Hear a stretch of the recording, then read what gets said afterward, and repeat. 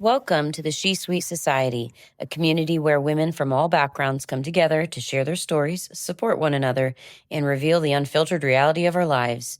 I'm your host and empowerment Sherpa, Dahlia, and this podcast exists to give voice and space to women whose experiences might otherwise go unheard. Today, I'm joined by Yasmine Robles, owner of Rebel Marketing, whose journey from corporate burnout to successful entrepreneurship is both inspiring and deeply personal. What started as Robles Designs in 2014 while she was still working late nights in her corporate role has evolved into a thriving business that she's intentionally rebranded to embrace her Latina heritage. Yasmine's story is one of resilience forged through adversity. Growing up in a chaotic environment marked by domestic abuse, she's developed a perspective that makes current business challenges feel manageable by comparison. Her path to entrepreneurship wasn't just about professional fulfillment. It was about creating flexibility to be present for her two children when her employer wouldn't accommodate a hybrid work arrangement. What makes Yasmine's insights so valuable is her hard-won understanding of boundaries.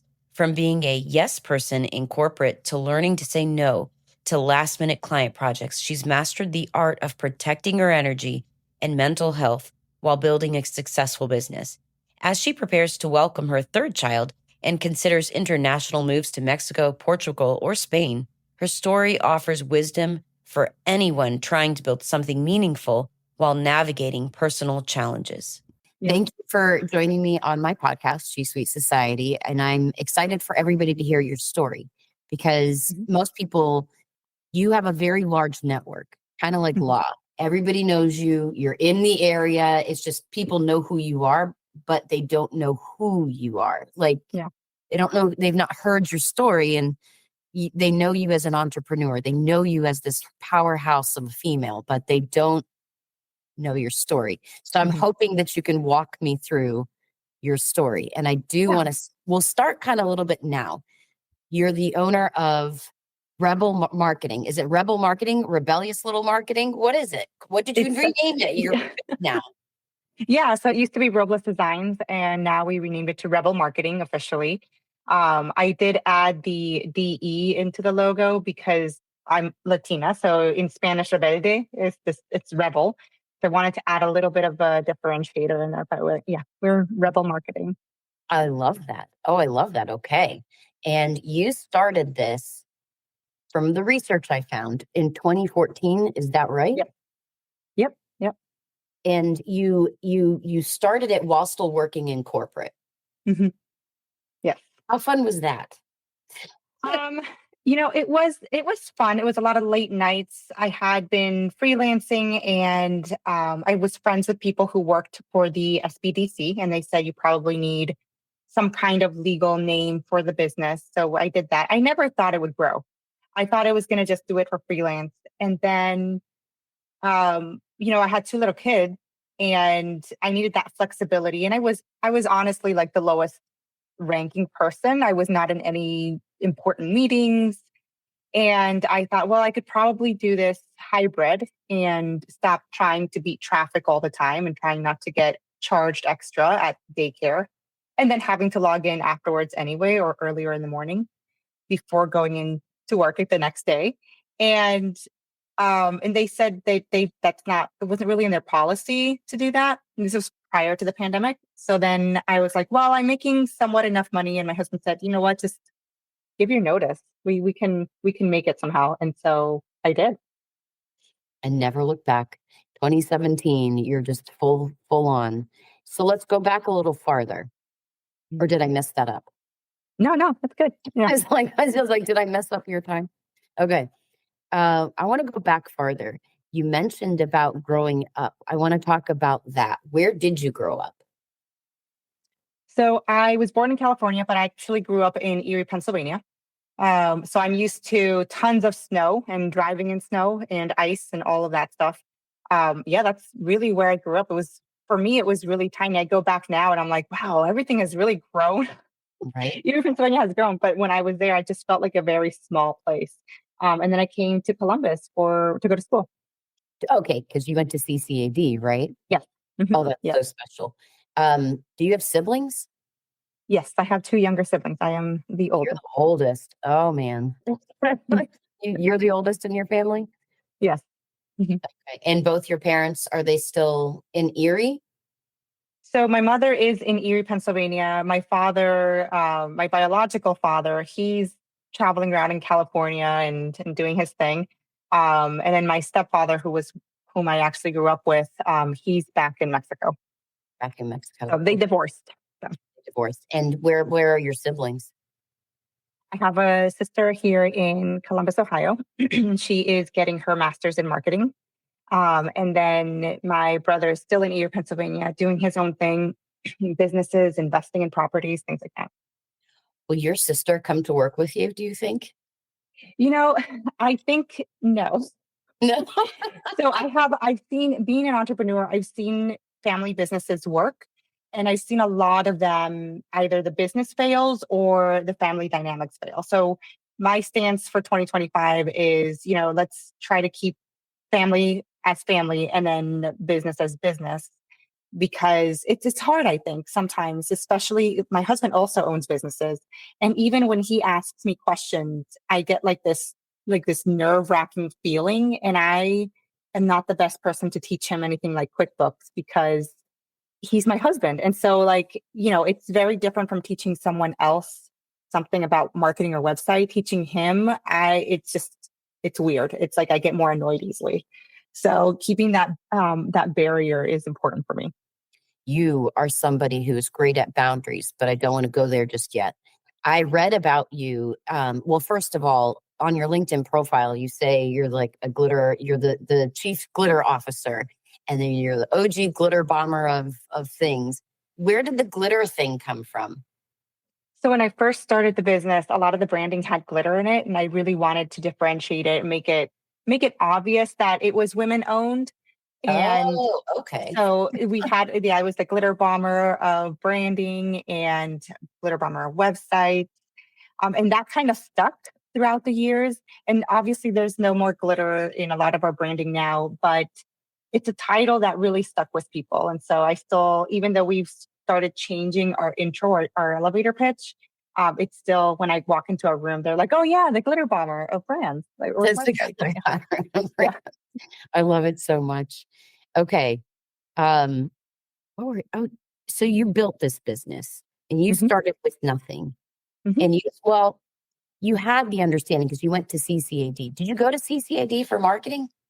I went for industrial design and I took a lot of like the graphic courses and things like that. It gave a well-rounded understanding of just design in general. And then with industrial design, it was very heavy on the user. So how is the user going to use this stapler, for example, that you are creating? How is the user going to sit on this chair? What is even the purpose of the chair? Is it a wheelchair? Is it just for aesthetics and it doesn't actually have to be that comfortable? So that's actually what's, I think, been left over and guided me throughout all of the years. It's like, what does the user actually want? Why are we even creating this website? Um, and then I got a job at a sign shop as an industrial designer. Got a job at a sign shop doing 3D things, but I was the most, from per my memory, I was the most junior, and they needed a website redone, and so I started redesigning their website or trying to. And then slowly I started breaking other people's websites and then learning how to fix them, learning about WordPress, learning how to develop, do front end development. And yeah, and then it just kept growing from there, word of mouth. Yeah. I mean, sincerely, everybody knows you. Like in Columbus, Ohio, at least I can say that. Just that's how we ended up bumping into each other and constantly. Um, one of the things I noticed about you when I met you right away, A, you're everywhere. B, you're very, very good about boundaries and about compartmentalizing in a way that I know I struggle with. And I know quite a few people that do.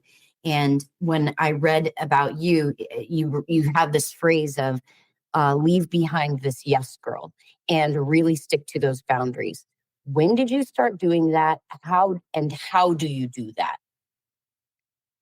It's been a slow, and it's still sometimes I have to remind myself that I have to set boundaries, because I love working with, for example, nonprofits. I love working with chambers, and chambers are very limited sometimes in funds. And I just like helping people so that when they have a problem, whether it's marketing or anything, right? I like providing that support. But slowly throughout the years, learning how to just say, how will this affect me, and how does this circle back to my goals? So even if someone's in corporate, right? I was very much of a yes person in corporate, and then realizing that corporate is a business, and I'm nothing bad about corporate. I don't want to, talk bad about it, because you never know, you might have to go back. But I've also learned never say never. Um, but I never set boundaries. So whether it was hopping online to edit a website at 6 a.m. or like driving home, putting my kids, giving them dinner, putting them to bed, and then hopping back online because I had to prep for an early morning website update.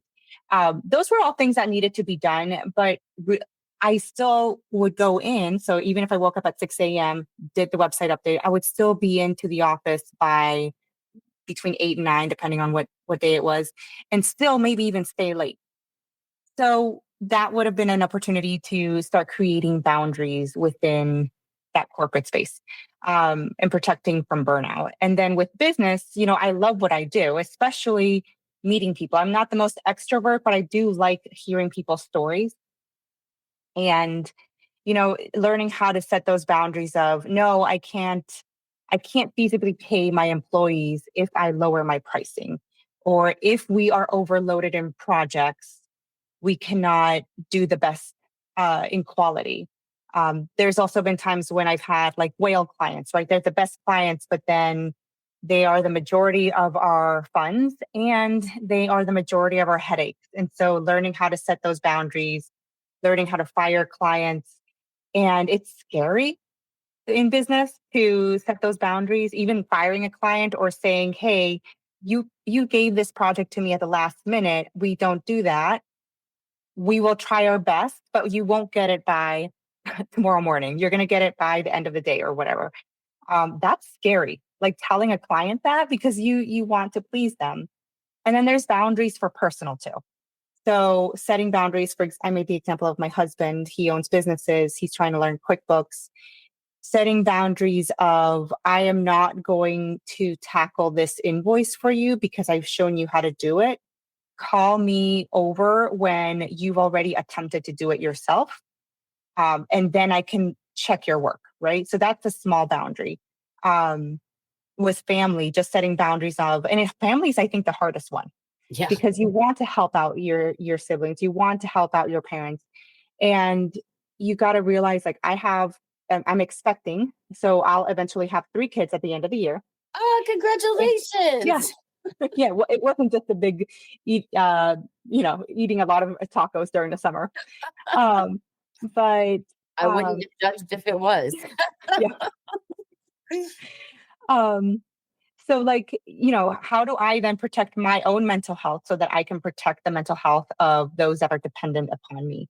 And that could potentially mean setting boundaries with family, with employees, with business partners, with clients. Hopefully that answers the question. It's still really hard. I'm not going to say it's easy. When you tell somebody no, it's hard. And then you start like doubting yourself and asking yourself, am I a nice person? Am I not a nice person? Right. Or for me, I was like, if I don't feel bad about saying no, am I a serial killer? Is that in my future? Right. I know. I have the same thoughts. Boundaries has been one where I didn't realize I was making boundaries because I've been told that I cut people off very quickly. And I've been told that. But then when I said this to someone else the other day who happens to be a coach and a friend, she was like, no, Dahlia, you held a boundary. They crossed the boundary repeatedly. And you told them if you keep doing that, there won't be any more relationship. So that's the normal thing. Mm-hmm. So it's that whole game of, am I the asshole? Probably I am. But I'm okay with that because that means, I tell my kids this the same. You teach people how to treat you. What you're willing to put up with is exactly what you'll get out of. And if you want people to keep treating you badly or not respecting your time and your space, then don't respect your time and space and let that keep happening. So I love that Yeah. you live that way. What's what's your day look like then? When you get up, I imagine none of your days look the same. I would imagine that. But what does a typical day in the life of Yasmine look like? Yeah, so my husband's business takes him away. He travels a lot. So, or he will be awake really early because he'll have to travel like an hour away to a project site. He installs artificial turf. So usually it's a quick goodbye in the morning and then I start getting ready. But it is a really different day every day because I'm a part of different boards or committees. I might have different calls. It depends on the time of the month as well. Some usually the beginning of the month is heavier on events and the end of the month is catching up on things. So it does look very different, but I will say that as much as sometimes as it's annoying and I really wish I had like a 9 to 5 schedule, it is nice to annoyingly nice sometimes to be able to say, you know what, I'm going to get take the kids on this Friday to with their friends to the mall so they can go buy their back to school clothes. And meanwhile, I'll go to like Costco nearby and do the grocery shopping versus doing that on the weekend. So that is something that's nice. And learning that has also taught me how to be flexible. You're learning to just go with the flow and understanding that, you know, there's nobody, I am the boss. So there's nobody really, the buck stops with me. So if I don't do the work, that's okay as long as I have a plan for it. So like this weekend, they were getting back to school clothes. They were going, you know, doing their teen thing, shopping. I did the grocery shopping while they were doing that. I ran some errands. And then I worked over the weekend calmly. There was no calls. I actually got a lot of work done that had been backlogged. So it all balanced out. Um, so the days do not look the same, but I would say it's usually, you know, I'm in charge of the kids in the morning. So usually trying to do the mom thing and yelling at them to hurry up, getting them to school on time. Um, and asking them, like trying to pull out information from teenagers is hard, but like trying to ask them how their day went. Um, and then knowing that like it's just flexible. So if I want to take a break, I can take a break. And that's one of the hardest things too. So boundaries are hard, but knowing that I am an entrepreneur, I started this business for the flexibility, I can go and take a walk.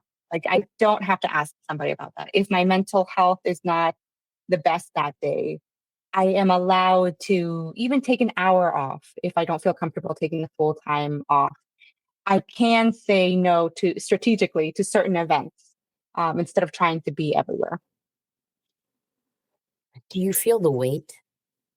Do you feel like that weight, that obligation of, not in a bad way, I don't even like really the word weight and obligation, but of being the owner, being the boss, having that responsibility? Or is it just, and it could be more than just these two options, or is it just so natural because you've kind of, I feel like you've been in that role for your whole life? There's a weight when it comes to our entrepreneurship and being the owner. And now we have Izzy came on as a partner, right? But I'm still like everything stops with me. And there is a weight of now it's not just my earnings, it's this other person's earnings and it's the other employees and the interns and contractors and making sure everyone gets paid. So there is a weight to that. And seeing the housing costs and seeing inflation and figuring, well, if it's hard for me to purchase X, Y, and Z, what is that like for these people that are dependent on me to make sales? And that's, I think, one of the reasons I'm very open with everyone on the team is like, here's a situation. I'm not going to hide finances. This is where we are, just so that they have an understanding and there's transparency within Rebel Marketing and nothing comes as a surprise to them when decisions are being made. And they can be part of that decision making process as well. But there's also that weight of there's always that mom guilt, right? I see other parents like they might be. I might have an important client meeting, right, and I don't want to miss that, or like a NABO luncheon, and I don't want to miss that either. And then at the same time, there might be these parents that I see that are like walking with their kids, or I don't know, doing school activities, and there's that guilt, and it's like a weight that you feel. that you're not doing enough in these different aspects of life. But a long time ago, one of the I think her name is Noni Banks. A long time ago, I was part of her organization was called the Diva Movement. And she said, life is like seasons. Sometimes you lean heavier on the business. Sometimes you lean heavier on family, and that's okay. Like you don't have to be 100% in all of them at all times. And that's the way I see it. So this summer we were a little bit slow in business. That's perfect. I did things on the back end that could help. I helped Izzy with her leadership, and then I just took it in stride and tried to spend time with family. And then now that they're going back to school and I see that there's a lift in the business, I can dive back in. So where do you see this all going? Where do you see you going? Not the company, not Rebel Marketing, not even the glitter stuff. Just you.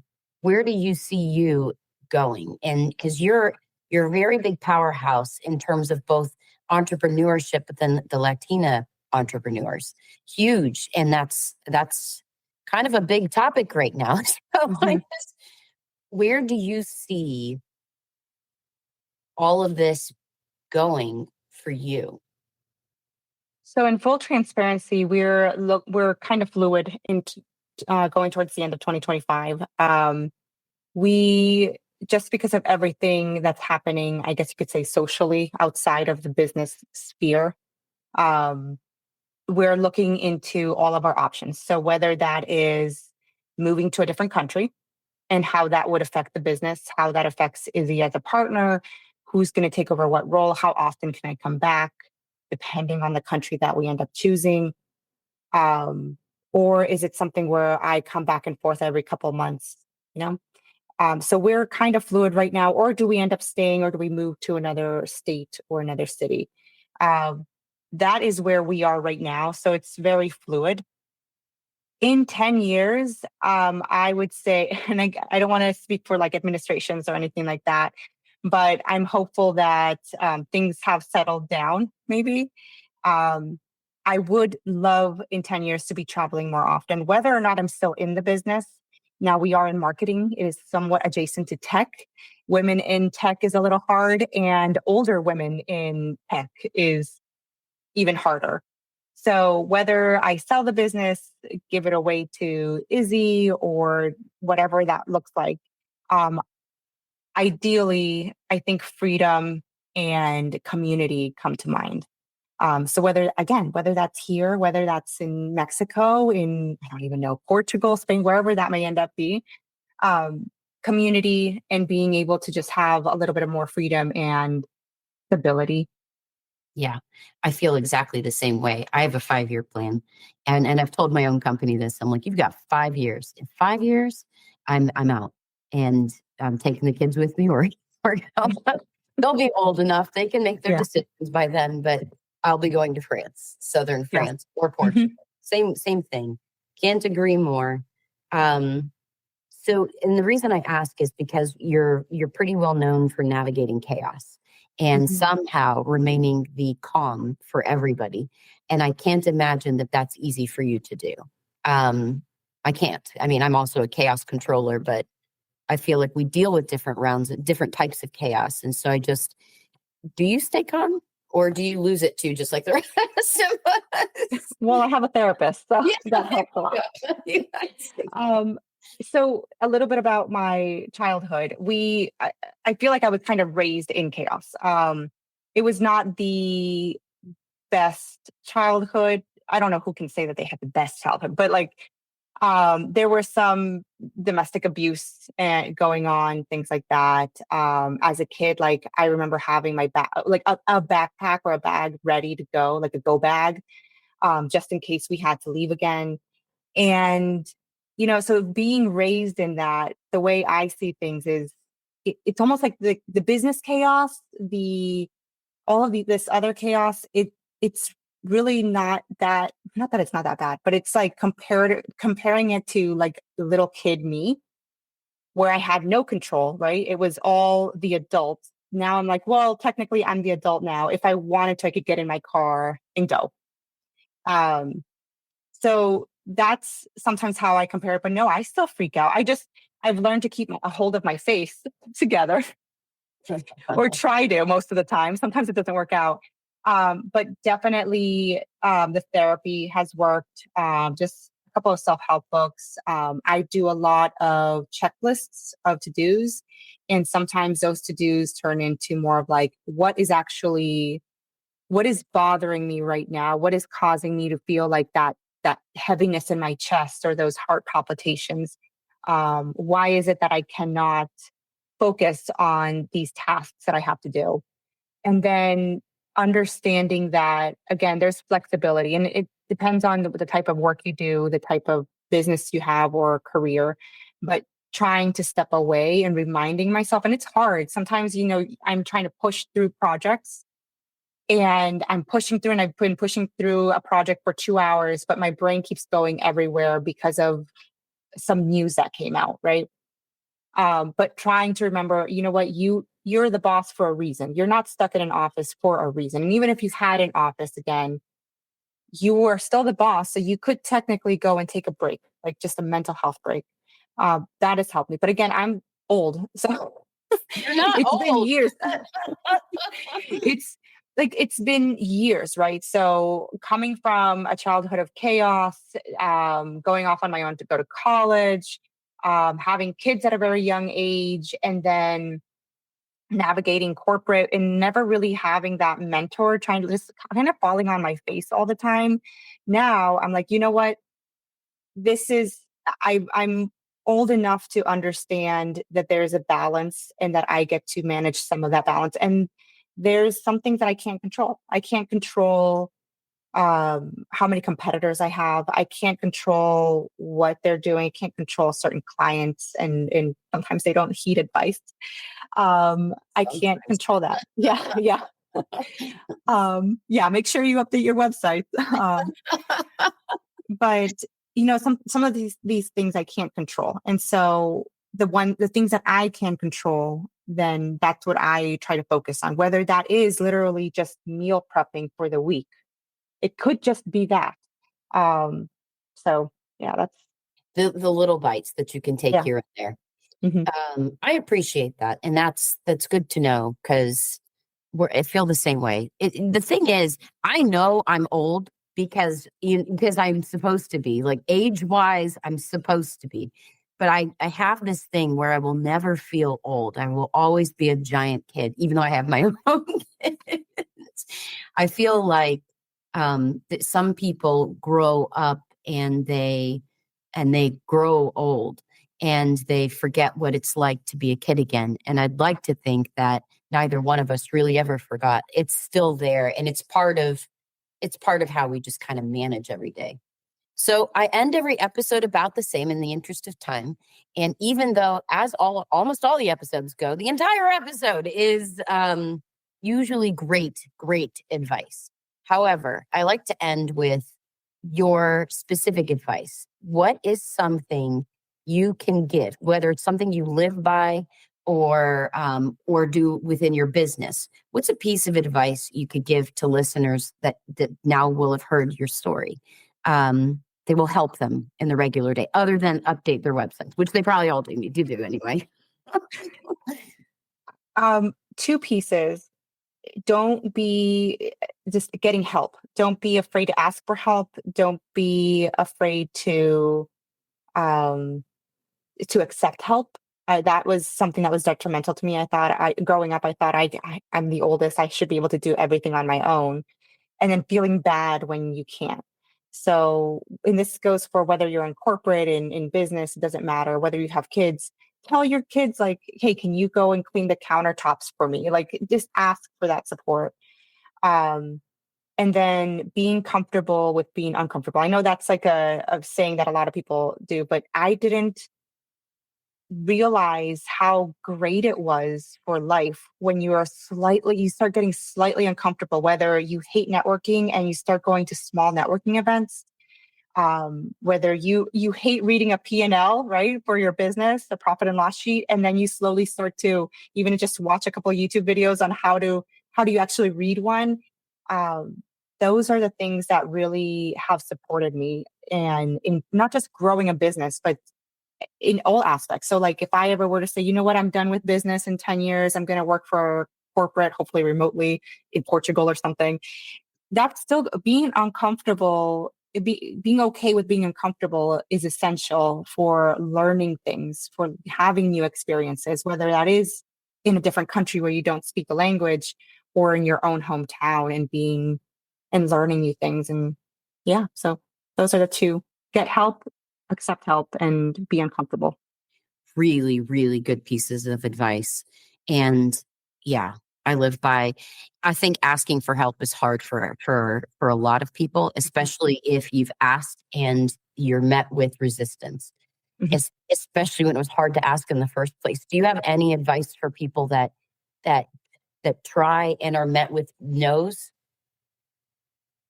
It depends on what you were asking for, but I would say keep trying or find the right person. That the person who said no, sometimes that no is not right now, right? Depending on what you were asking. If you were asking someone to give you advice and they said, I don't have time right now, that might be a not right now kind of thing. Uh, Sometimes it is a no, but they might not be the right person. It might not even be a reflection of you. It might be something in their life. Yeah. So if someone needs a ride and they ask me and I'm like, I can't right now. I am on the other, I'm in Portugal. It's not a I'm going to help reflection you of, will this into the universe. It will yes. happen. um it's not a reflection of you. It's just really what's state of mind are they in, what are they going through that they can't support you right now. So that in feedback, sometimes people receive some negative feedback, and it really, feedback is neutral. You can take it or leave it. You can take it and assess it later when you're not feeling so close to it, so attached to it. um, but yeah, like it's just a no. It's not going to, like, if somebody doesn't hire you, right? It's a no for right now. Maybe they weren't ready. Maybe their own bosses gave them a no, right? And so it's not a reflection of you. It's just a no. A no is just a word. True. Um, unless it's somebody telling you no, please, like, stay in your own space. That's a different kind of no. That's the one I'm teaching my kids. Like, no is a full sentence. You can just say no to that person. Yes. Um, but otherwise, No, it's that's just, so helpful yeah. because people sometimes that once they come out and they ask and they're told no, they just run away and just say, I'm never Right. doing that again. So it's very helpful advice. I appreciate it. What resonates most about Yasmine's story is how she's transformed survival skills into business strengths. Her ability to manage chaos, set firm boundaries, and maintain perspective comes from lived experience that many entrepreneurs don't talk about openly.